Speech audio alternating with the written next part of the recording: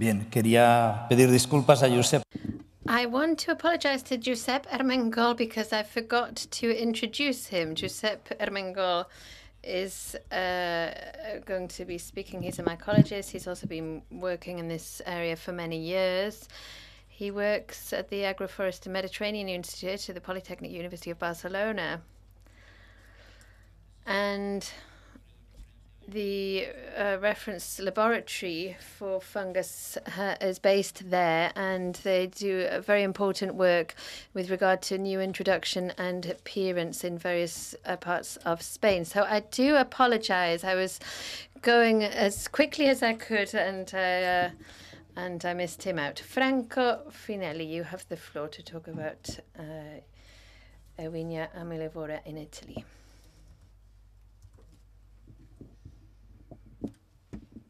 No signal. Is okay? Okay. Well, buenas tardes a todos. Unfortunately, my Spanish is finished. I have to speak in English now. In Italy, there is a common saying stating that first love can never forget. So, unfortunately, Farbright was my first love in my work in quarantine issue. And I thank the Catalan colleagues for the invitation to present my experience. Well, palm fruits are mainly grown in northern Italy. Emilia-Romagna is especially important for pear orchards.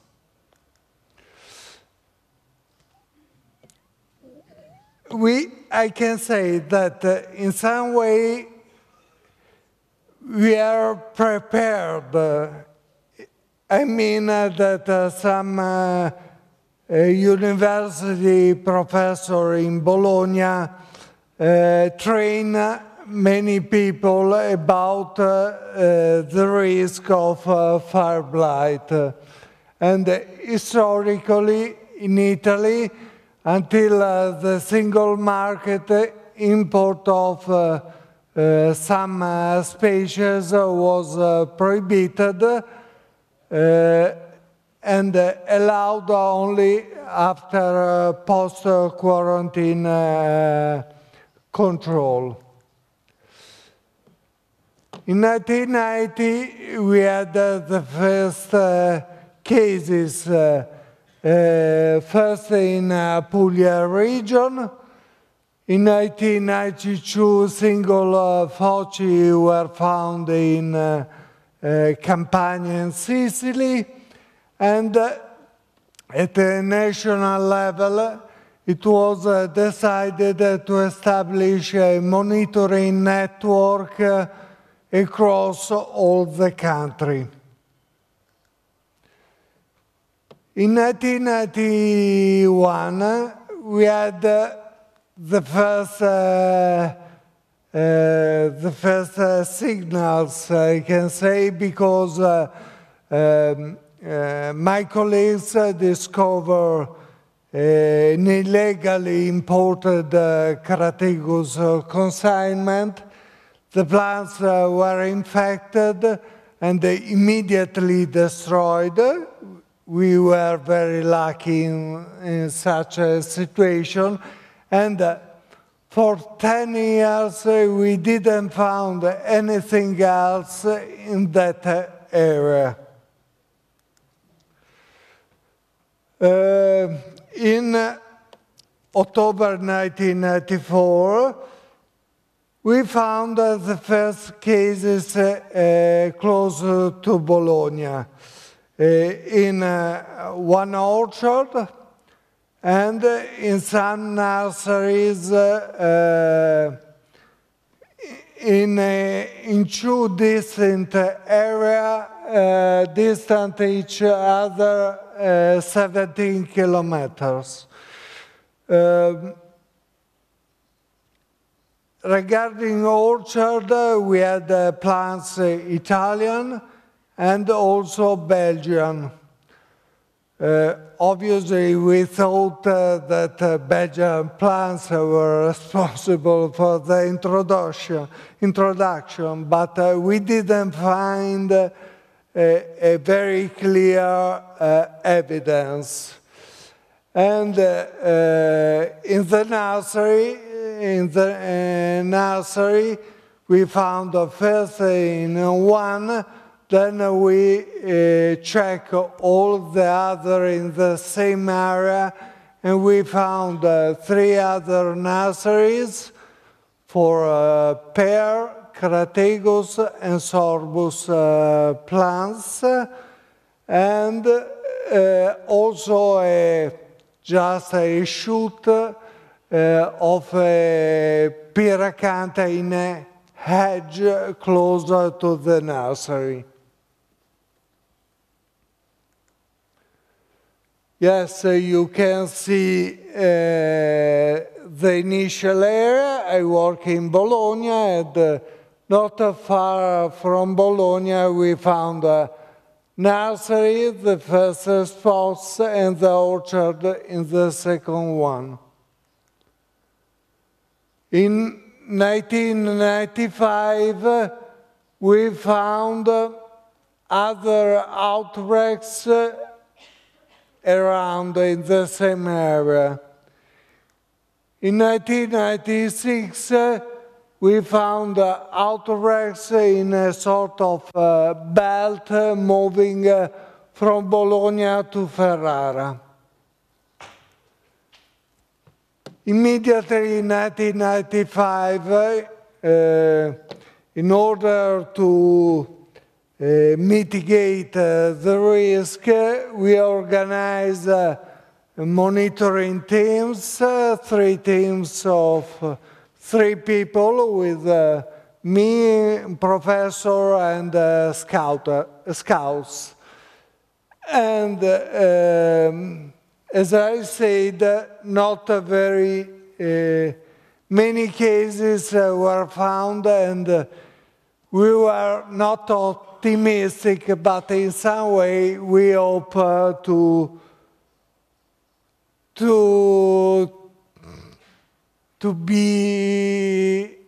have resolved the situation in some way.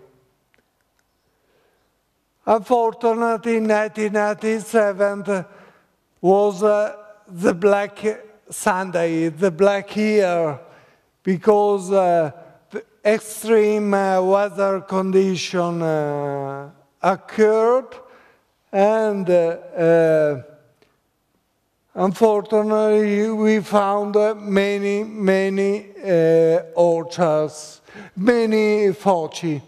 You can see in 1997, from 30, in 1997 we had more than 700 foci. In the following year, you can see a lot of cases, more than 1,000 were found.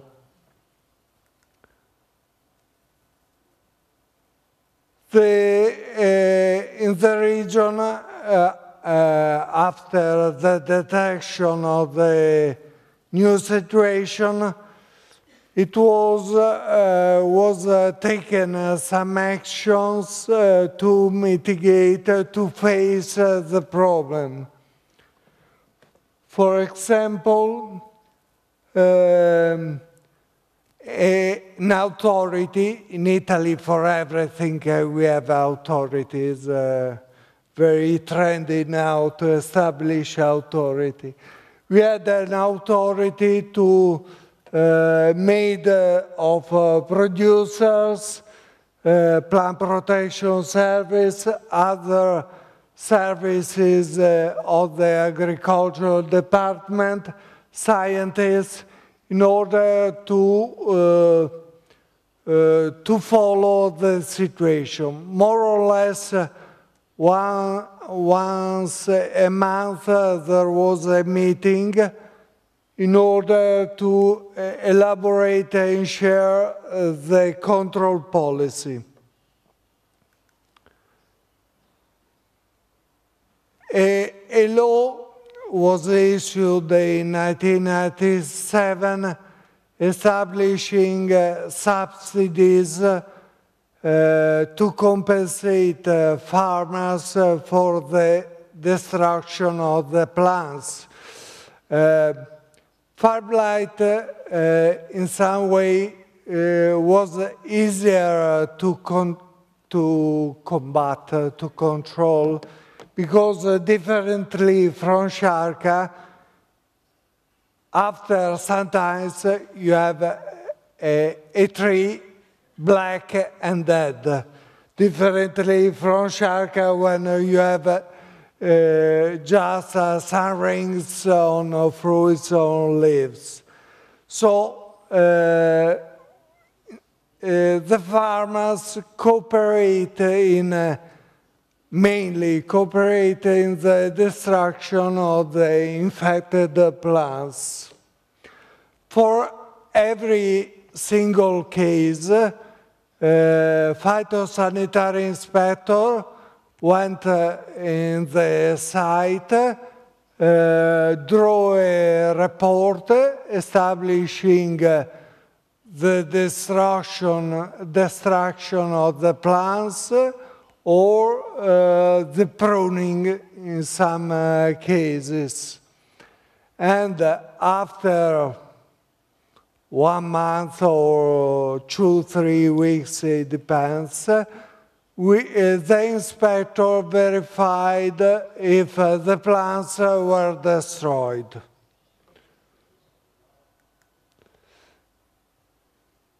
Practically, in 2 years, we destroyed 1 million of plants of pear.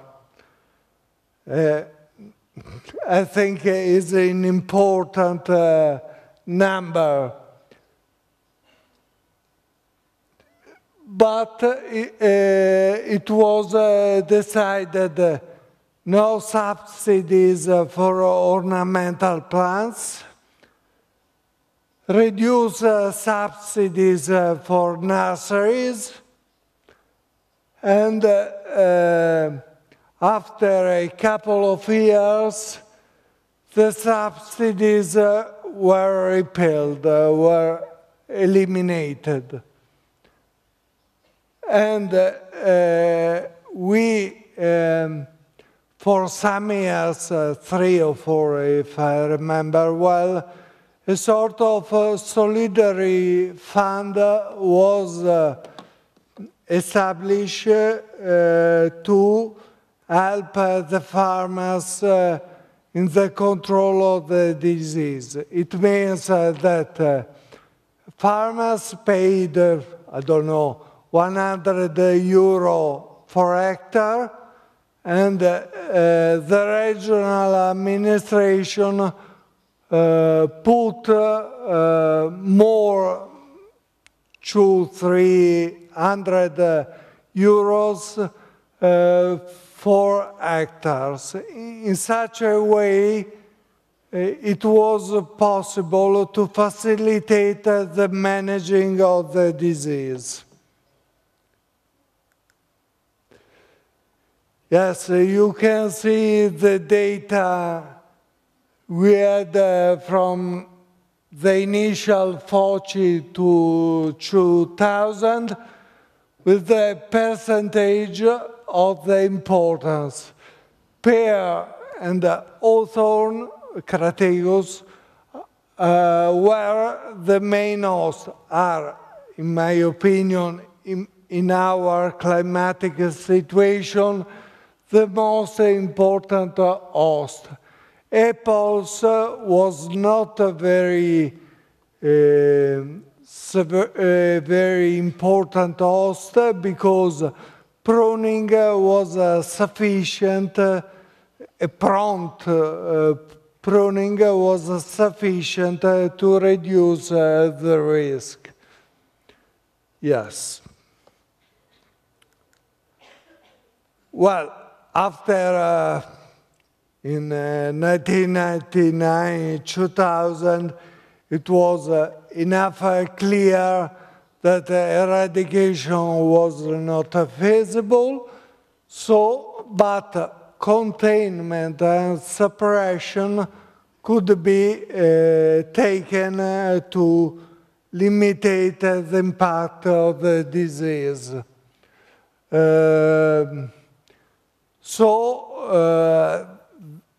The main control of the disease passed from quarantine office to IPM office.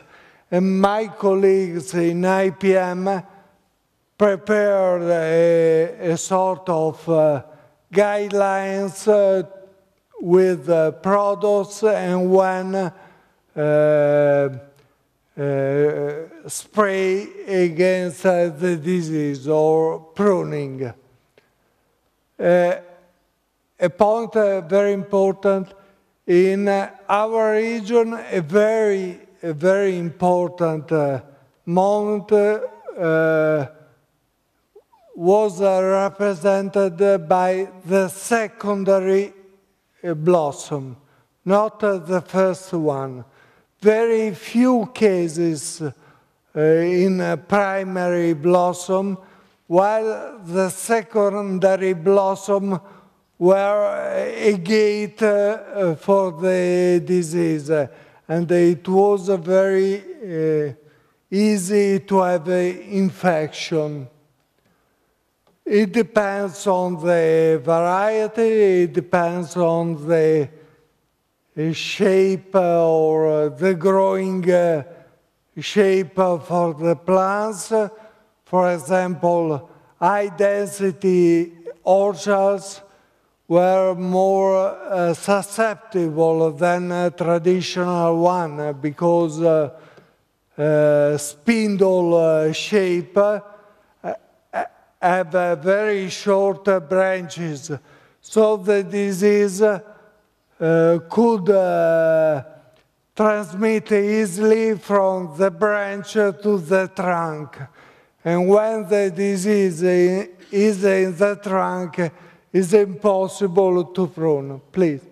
2 minutes, sure. Sorry. Another thing important, we prohibited the planting of Crataegus plants in our region up to date. Yes, current scenario is protected zone or buffer zone, inspecting only around nurseries and sometimes going to the orchards when there are problems. Here there are the buffer zone in our region, and yes, nursery, the first free area is 500 meters radius, all the protected zone, monitoring, fire blight, red dot, and when a red dot is found inside the pest-free area, the sale of the plants is prohibited in protected zone. Okay, I have finished. If you have a question, maybe later.